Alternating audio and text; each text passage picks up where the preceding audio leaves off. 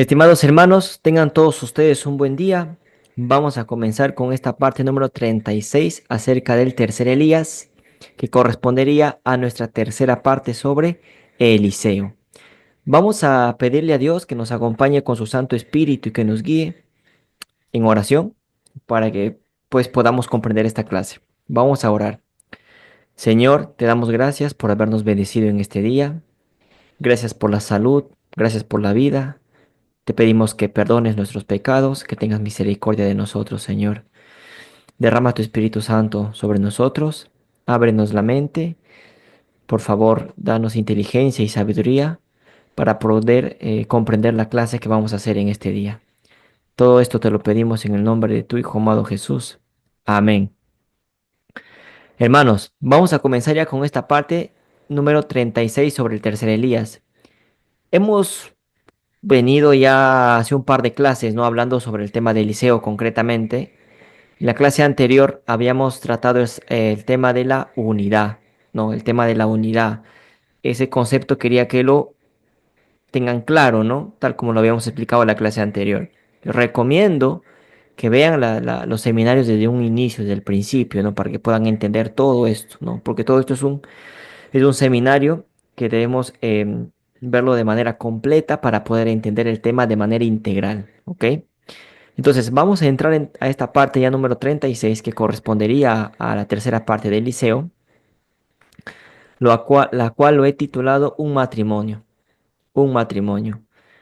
En esta imagen que vemos en la parte izquierda de su pantalla, vemos pues a María y a Jesús, ¿no? ¿Por qué pongo a María y a Jesús y pongo un matrimonio? Bueno, eso vamos a ver el día de hoy. La clase no es larga, no es larga, justamente para que nosotros podamos absorber la información de una mejor manera, ¿ok? Vamos a comenzar entonces, un matrimonio. Vamos a comenzar con este versículo que está en Isaías capítulo 4, versículo del 2 al 5. Dice, así dice Jehová, hacedor tuyo, y el que te formó desde el vientre, el cual te ayudará. No temas, siervo mío Jacob, y tú, Jesurún, a quien yo escogí. Porque yo derramaré agua sobre el sequedal y río sobre la tierra árida. Mi espíritu derramaré sobre tu generación y mi bendición sobre tus renuevos. Y brotarán entre hierba como sauces junto a las riberas de las aguas. Este dirá, yo soy de Jehová, y el otro se llamará del nombre de Jacob, y otro escribirá con su mano a Jehová, y se apellidará con el nombre de Israel. Es muy bonito estos versículos. Hay muchas cosas que sacar de acá. Dice en el versículo 5, ¿no? Este dirá, yo soy de Jehová. El otro se llamará del nombre de Jacob.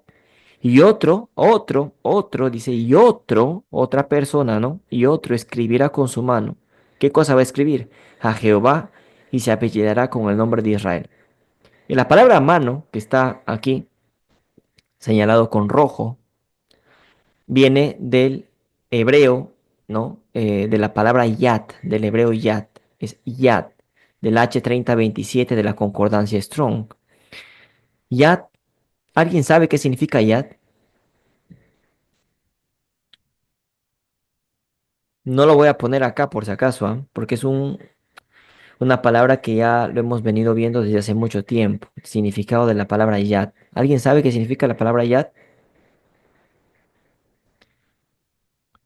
Bueno, yad significa costado, haciendo referencia también al costado traspasado de Cristo, ¿no? Entonces, esta palabra que está a mano, que está aquí escrita en hebreo, es la palabra yad, viene de la palabra yad, que significa costado, costado, que también significa el costado traspasado de Cristo, el costado izquierdo, zurdo, costado.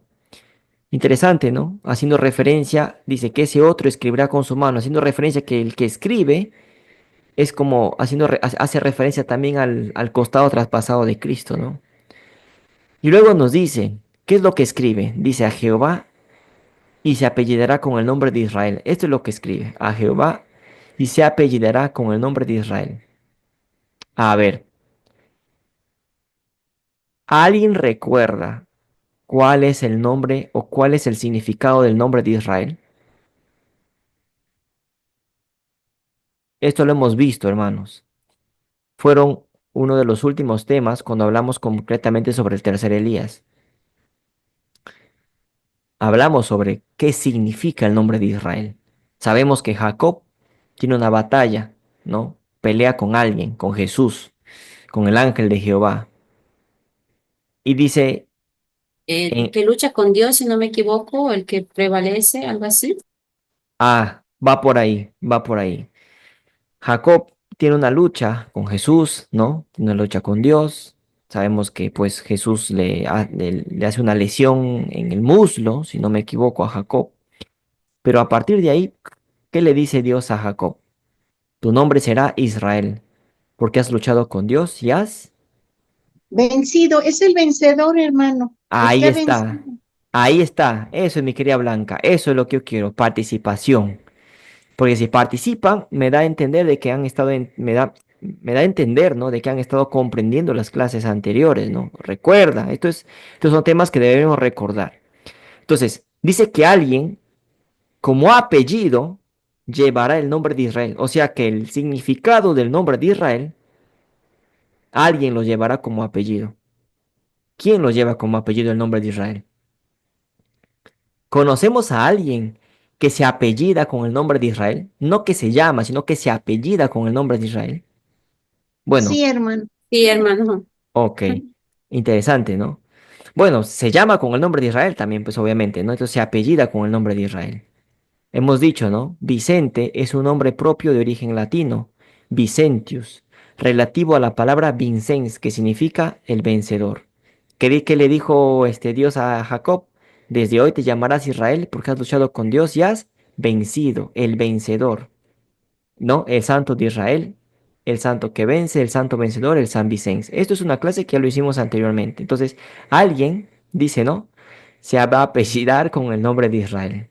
Interesante, es una profecía cumplida, ¿no? Cumplida, que alguien literalmente el día de hoy se apellida con el nombre de Israel. Para recordar esto, vamos a Isaías 12:6 y a Génesis 32:28, ¿no? En Génesis 32:28, pues es cuando Dios pues le cambia el nombre a Jacob, ¿no? Dice, te llamarás Israel porque has luchado con Dios y has vencido. Y en Isaías capítulo 12, versículo 6, se dice pues que habitará en medio de ti el Santo de Israel, ¿no? El Santo de Israel. Si Israel significa el vencedor, el Vincenz, entonces el San Vicens, el Santo Vincenz, ¿no? El santo que vence. Entonces ahí está, hermano, ¿no? Alguien se apellida con el nombre de Israel. Esto es algo que ya lo hemos visto. ¿Dónde lo hemos visto? En este seminario, ¿no? El tercer Elías, capítulo 28, vimos esta clase. Si no lo recuerdan, vayan, repasen y vean esta clase que hicimos. Tercer Elías, capítulo 28, vimos esta clase, esta parte, perdón, y lo explicamos, ¿no? Lo explicamos de una manera detallada. Dime, mi hermana Olga, ¿quieres comentar? Sí, quería comentar, pero no, a veces no me acostumbro con el Zoom, más estoy acostumbrada con el otro. Bueno, aparte de eso, de Vincent, Vincent, el apellido, él es Víctor también, que es Victoria. Entonces, son nombre y apellido, me parece a mí, creo que era algo así. Así es, mi hermana. Tienes el nombre y el apellido, ¿no? Prácticamente son sinónimos porque el que vence es el que es victorioso, ¿verdad? Tal cual. Así es. Muy bien. Sigamos. Ya que tenemos esto claro, ¿no? Esto ya es un recordatorio nada más que hice. Ya que tenemos todo esto claro, vamos a la siguiente parte. Vamos a leer este libro. No vamos a leer todo el libro, obviamente, pero vamos a leer un extracto de este capítulo, ¿no? Testimonios para la Iglesia se llama el libro, tomo uno. El capítulo se titula Matrimonio y esfuerzos subsiguientes, ¿no? Dice, el 30 de agosto de 1846 me uní en matrimonio con el pastor Jaime White. El pastor White había tenido una profunda experiencia en el movimiento adventista. Está hablando Ellen White. Dice que el 30 de agosto de 1846 Ellen White se une en matrimonio, se casa con el pastor Jaime White. Dice, ¿no? El pastor White había tenido una profunda experiencia en el movimiento adventista y Dios había bendecido su trabajo relacionado con la proclamación de la verdad. Impresionante. Dios había bendecido su trabajo relacionado con la proclamación de la verdad. ¿Y qué dice? Que el pastor White, Jaime White, tenía una profunda experiencia con el movimiento adventista. O sea, Jaime White ya tenía una experiencia previa. Me dejo entender, ya tenía una experiencia previa. Vamos relacionando con el Jaime White actual y con, digamos, con los Jaimes y las Helenas de White actuales, ¿no? Nuestros corazones, dice, se unieron en la gran obra. Tanto el de Jaime White como el de Ellen White, ¿no? Sus corazones, dice, se unieron en la gran obra y juntos viajamos y trabajamos por la salvación de las almas. Hoy en día conocemos a una pareja, el cual una de ellas tiene amplia experiencia, que es el hombre, que junto a su mujer andan viajando y trabajando por la salvación de las almas. Eso cada uno lo responde en su mente, pero hay un paralelismo tremendo. Sus corazones, dice, nuestros corazones se unieron en la gran obra y juntos viajamos y trabajamos por la salvación de las almas. Hoy en día también hay una pareja que se unieron, que sus corazones se unieron en la gran obra y que también están viajando y trabajando por la salvación de las almas. Hoy en día. Impresionante. Sigamos. Al comienzo actué con timidez en la obra de hablar públicamente. Si manifestaba alguna confianza, era la que me daba el Espíritu Santo. Si hablaba con libertad y poder, era porque Dios me lo concedía. Nuestras reuniones generalmente se conducían de modo que mi esposo y yo pudiéramos hablar. Los dos hablaban, tanto Jaime White como Ellen White. Él presentaba un discurso doctrinal y luego yo seguía con una exhortación bastante más larga, abriéndome camino hacia los sentimientos de la congregación. Jaime White dice, presentaba un discurso doctrinal y luego Ellen White se abría camino hacia los sentimientos de la gente, ¿no?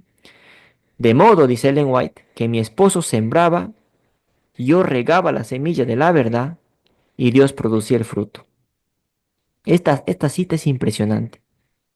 Jaime White sembraba, Ellen White regaba la semilla de la verdad y luego Dios producía el fruto.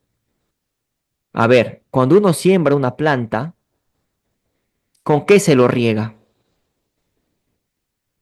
¿Con qué se lo riega? Con agua. Con agua.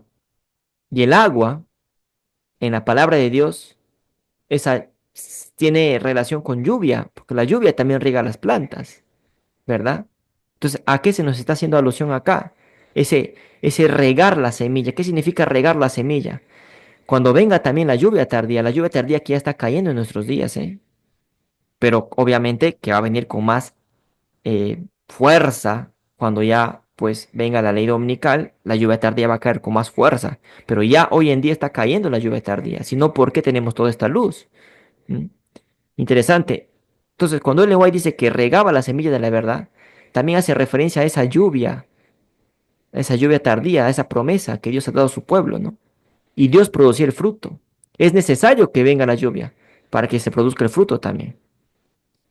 ¿Estamos hasta ahí, hermanos? Sí, hermano.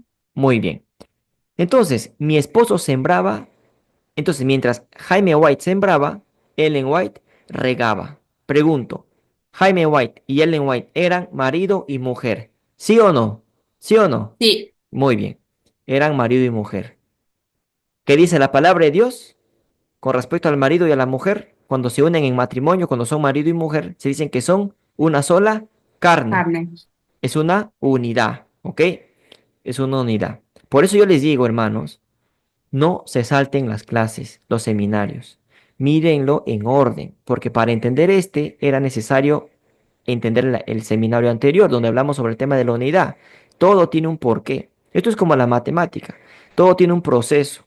Para entender algo, hay que entender algo previo, ¿no? Para no perdernos. Entonces, Ellen White y Jaime White eran una unidad, eran una sola carne. Y Jaime White sembraba y Ellen White regaba. Y vamos a ver esta cita que está en la palabra de Dios, este versículo, primera de Corintios 3:8. Y el que planta y el que riega son una misma cosa, aunque cada uno recibirá su recompensa conforme a su labor. Impresionante. Ellen White lo menciona, que Jaime White sembraba, Ellen White regaba. Y primera de Corintios 3:8 lo confirma, ¿no? El que planta y el que riega son una misma cosa. El que planta y el que riega son una misma cosa. Jaime White y Ellen White eran una misma cosa, eran una misma carne. ¿Se entiende hasta ahí?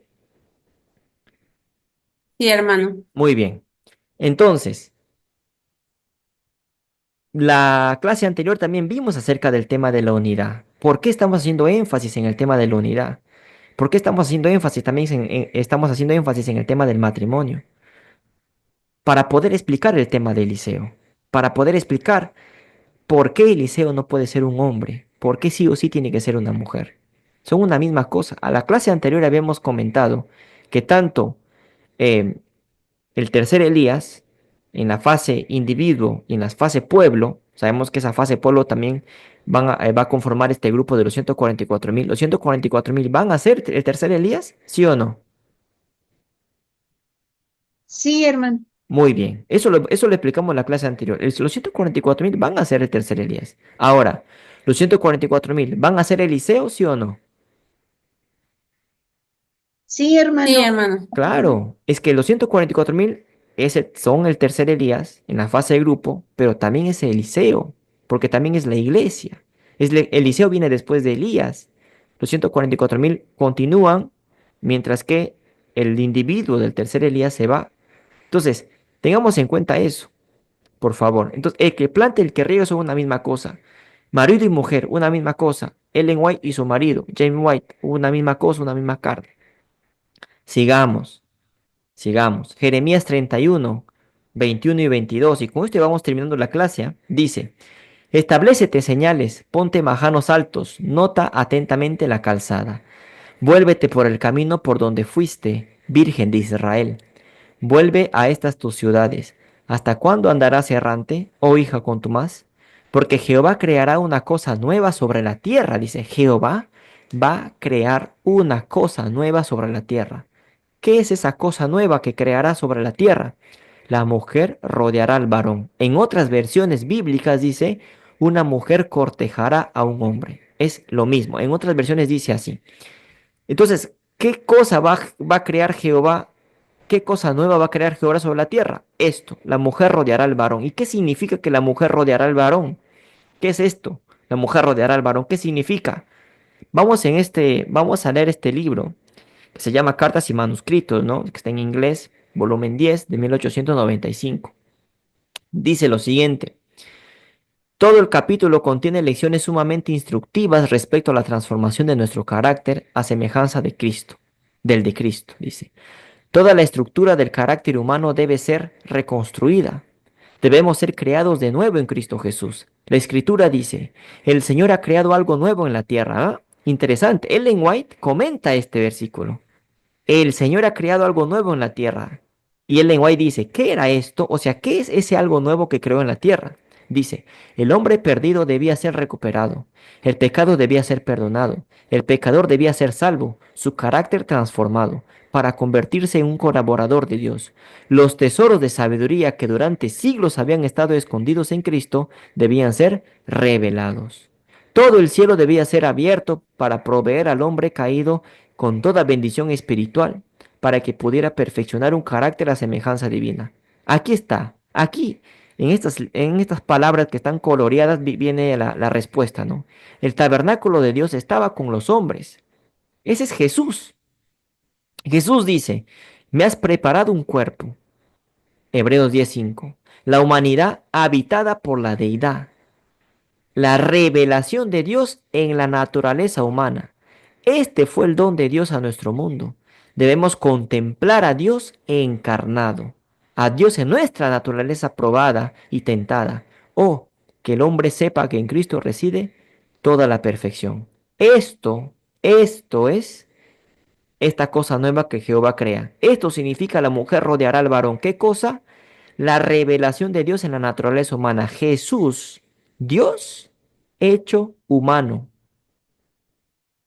Lo humano rodea lo divino. Jesús hecho carne, Dios encarnado es esa cosa nueva. Significa la mujer rodeará al varón. ¿Ok? Ellen White lo está diciendo. La mujer rodeará al varón, ¿qué significa? Dios en su naturaleza humana, Jesús en su naturaleza humana, cuando vino a este mundo. La naturaleza de Cristo, lo humano rodeó a lo divino. La mujer rodeó al varón. Claro, porque la divinidad de Cristo estaba escondida en su cuerpo humano. Estaba velada en su cuerpo humano. Interesante. La mujer rodea al varón. ¿Por qué la mujer? Porque Jesús adoptó el cuerpo de su madre. Recordemos lo que comentó Ron Wyatt con respecto a esta sangre que analizó, ¿no? La de Cristo, cuando se analizó la sangre de Jesús, ¿no? Un cromosoma del padre, 23 cromosomas de la madre. O sea, las características físicas del cuerpo de Cristo lo heredó de su mamá, de María. ¿M?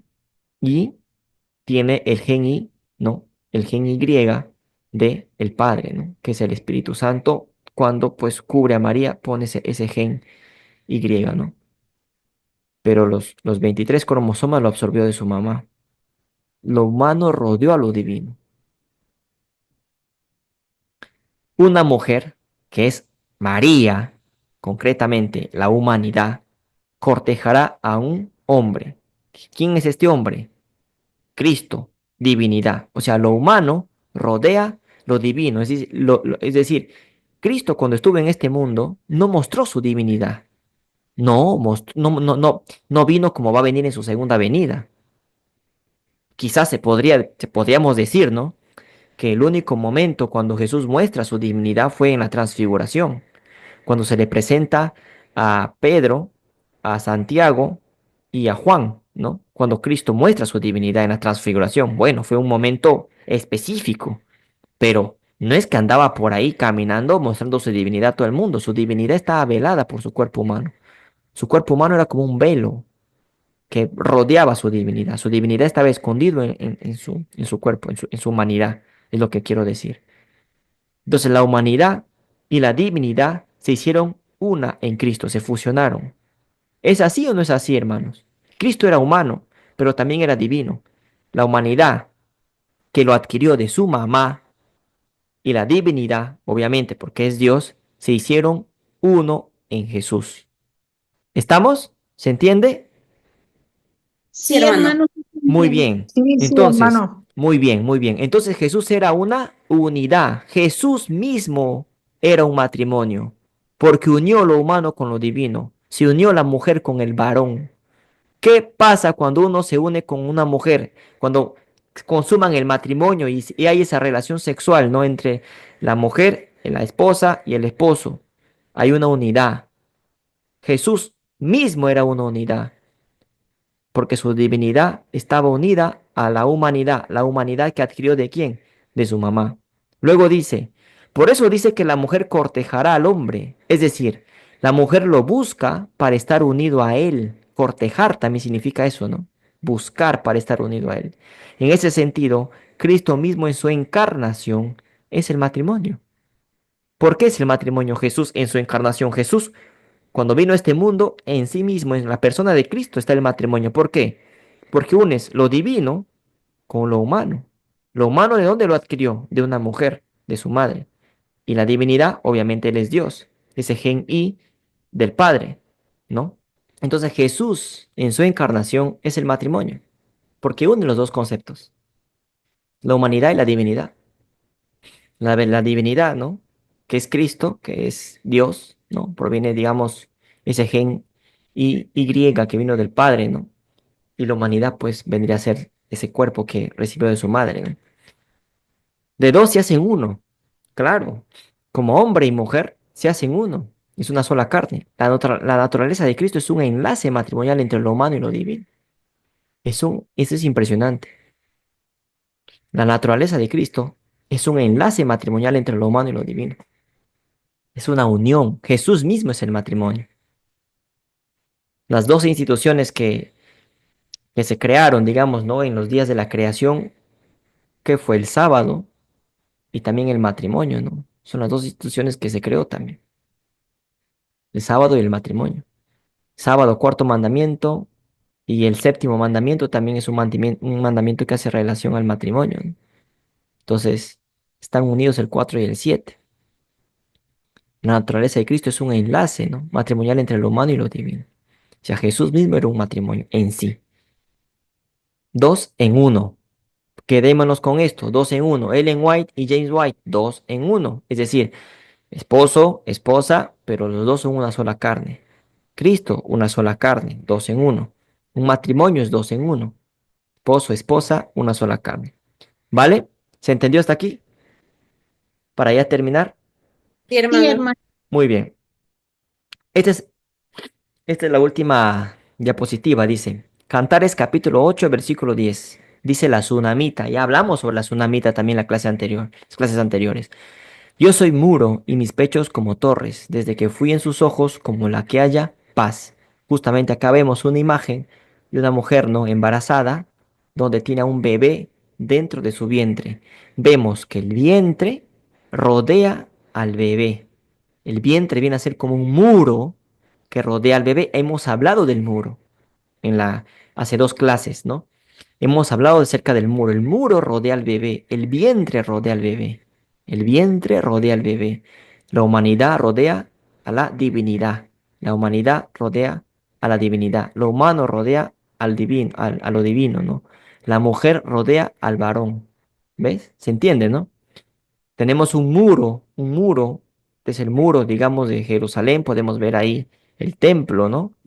Que está el templo, ¿no? Entonces, el muro de Jerusalén, ¿no? El muro de Jerusalén, el muro que rodea, ¿no? Es este muro, es como el vientre que rodea.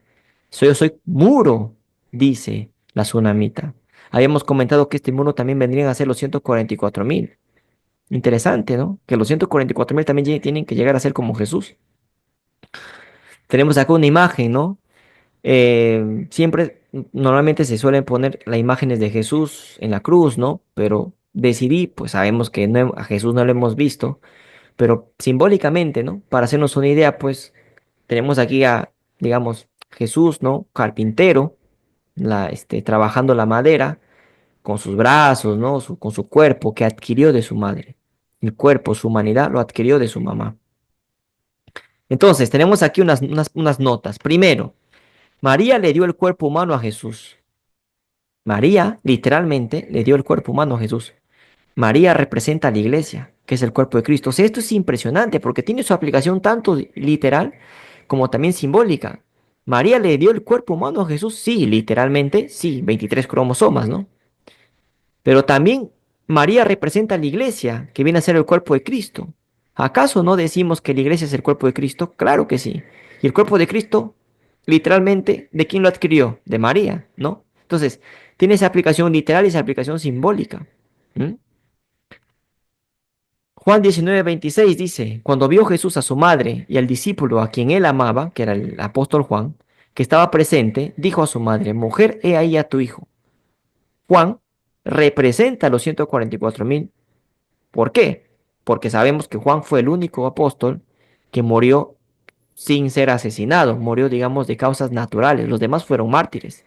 Juan no murió asesinado, él murió de causas naturales, haciendo una referencia a los 144.000 que no van a morir, ¿no? Asesinados, no van a morir en realidad. Entonces, Juan representa a los 144.000 y María representa a alguien que los cuida. Porque Jesús le dice, mujer, he ahí a tu hijo. Esto es una profecía también para estos últimos tiempos. Es como si Cristo hubiera dicho, mujer, he ahí está tu iglesia. Es como si él hubiera dicho a alguien, a Eliseo, pongámoslo así, que cuida de los 144.000. María representa a ese Eliseo que va a cuidar de los 144.000. María o mujer, he ahí a tu hijo. ¿Qué más? María es un muro en Cristo. Y hemos visto, ¿por qué es un muro en Cristo? Por esto, por su vientre, porque lo rodeó, porque aportó los genes de la humanidad de Cristo y el cuerpo de Cristo representa a la iglesia. ¿De dónde adquirió el cuerpo Jesús? De María. ¿Y el cuerpo de Cristo qué es? La iglesia. Por lo tanto, María viene a ser la iglesia, ¿no? Es un axioma, digamos, transitivo. Si el cuerpo de Cristo es de María y el cuerpo de Cristo es de iglesia, entonces María viene a ser la iglesia. Miren cómo la Iglesia Católica lo ha tergiversado todo esto, ¿no? La Iglesia Católica lo ha tergiversado. Qué dice la Iglesia Católica? La Iglesia Católica dice que debemos, que llegamos a Jesús a través de María. Es lo que dice la Iglesia Católica. Que llegamos a Jesús a través de María. Ha tergiversado esto la Iglesia Católica. Ha hecho una copia como suele hacerlo, ¿no? Satanás, ¿no? Una copia satánica. Porque la Iglesia Católica dice, debemos acercarnos a Jesús a través de María. Y miren lo hermoso de esto, ¿cuál es el original? Y mientras la Iglesia Católica dice que debemos acercarnos a Jesús a través de María, esa es la copia, lo original, ¿qué sería? Que la divinidad de Cristo estaba envuelto por la humanidad que le dio María, ¿no? Eso lo está copiando la Iglesia Católica de una manera satánica, que la humanidad de Cristo es gracias al cuerpo que le dio María, ¿no? ¿Estamos o no? 4 dice, María es el cuerpo de Cristo, que viene a ser pues la iglesia, el pueblo de Dios, pero también María es alguien. Juan 19:26, mujer, he ahí a tu hijo. María también es alguien. Es como el tercer Elías, hermanos. El tercer Elías es un individuo y es un pueblo. María es la iglesia de Dios, pero también es alguien en particular. Tenemos esos dos conceptos, individuo y pueblo. Es la misma analogía que el tercer Elías, lo que acabo de decir, dado que el tercer Elías es el pueblo de Dios, la iglesia, pero también el tercer Elías es alguien, es alguien. Aquí tenemos un hombre y una mujer, que los dos hacen uno, como Cristo, uno, como James White, Ellen White, uno, un matrimonio, un matrimonio. La idea no, sino el concepto de matrimonio y el concepto de unidad debemos de tenerlo presente para poder comprender el tema de Eliseo de una manera correcta. Debemos de tener presente, debemos de tener una correcta interpretación de lo que significa la unidad, el matrimonio. Cristo en sí mismo es un matrimonio, porque unió la humanidad que vino de la mujer, de María, con la divinidad, ¿no? Tenemos, digamos, Ellen White y James White fueron un matrimonio también, una unidad. Primera de Corintios, ¿qué nos dice? El tanto el que siembra como el que riega son una misma cosa, una misma carne. El matrimonio es unidad, una misma carne, una misma cosa, uno mismo. ¿Ok? Tengamos estos conceptos en mente. Tengamos estos conceptos en mente, porque si lo entendemos de una manera clara, pues vamos a llegar a la conclusión de que ¿por qué Eliseo no puede ser hombre? Sí o sí, hay una sola opción. Eso lo vamos a ver en las últimas clases que vienen, ¿no? Pero hay que entender esto, ¿no? Hay que entender esto para poder tener un mejor concepto de lo que significa Eliseo. Eliseo es María, pero eso lo vamos a ver más adelante. Con la clase de hoy nos quedamos de que María es alguien, María también es un pueblo. Entonces, si María es un pueblo, si María es la iglesia, entonces María es Eliseo, ¿sí o no? A ver, vamos a hacer este ejemplo. ¿Por qué decimos que María es la iglesia de Dios? ¿Por qué? A ver, el cuerpo de Cristo es su iglesia. ¿Estamos? ¿Hasta ahí? Hermanos, ¿estamos hasta ahí? El cuerpo de Cristo es su Sí, iglesia. hermano. Muy bien. Sí, Sí, hermano. sí, sí, Ya. hermano. El cuerpo de Cristo es su iglesia. Listo. Luego, ¿qué tenemos? Que María le dio el cuerpo a Cristo. Entonces, María también es el cuerpo de Cristo. ¿Ok? Entonces, si el cuerpo de Cristo es la iglesia y luego tenemos que María es el cuerpo de Cristo, por lo tanto, por transitividad, María también viene a ser la iglesia, ¿no? Por transitividad. Luego, ¿qué tenemos? Si María viene a ser la iglesia, pero también hemos dicho que Eliseo también viene a ser la iglesia por las clases anteriores, porque una vez que Elías se va, el que quede es Eliseo. Esos 144,000 también van a ser Eliseo. Van a ser Elías, pero también van a ser Eliseo. ¿Acaso Elías y Eliseo no eran eran lo mismo? Dos personas distintas, sí, pero eran una unidad. ¿Qué le dijo Elías? ¿Qué le dijo? ¿Qué le pidió Eliseo a Elías? Dame la doble porción de tu espíritu. ¿Acaso no tenían un mismo espíritu? ¿Acaso no tenían una unidad? Claro. Entonces, María es la iglesia y Eliseo es la iglesia. Por lo tanto, María es Eliseo también. Individuo y en pueblo también, ¿no? O sea, María es alguien y es el pueblo. Eliseo también es alguien y también es un pueblo. Es sinónimo, son sinónimos, ¿ok? Hermanos, vamos a terminar con esta clase. ¿Se ha entendido? Y hermano, Sí, hermano. Sí, se entendió. Muy bien. Vamos a terminar este seminario con una oración, ¿ok? Vamos a terminar con una oración. Señor, gracias te damos por este día. Te pido que nos ayudes a poder comprender este tema, que se quede grabado en nuestras mentes y en nuestros corazones. Ayúdanos, por favor, a tener discernimiento, Señor, para poder entender este tema de una manera correcta. Gracias por todo, Señor. En el nombre de Jesús te lo pedimos. Amén.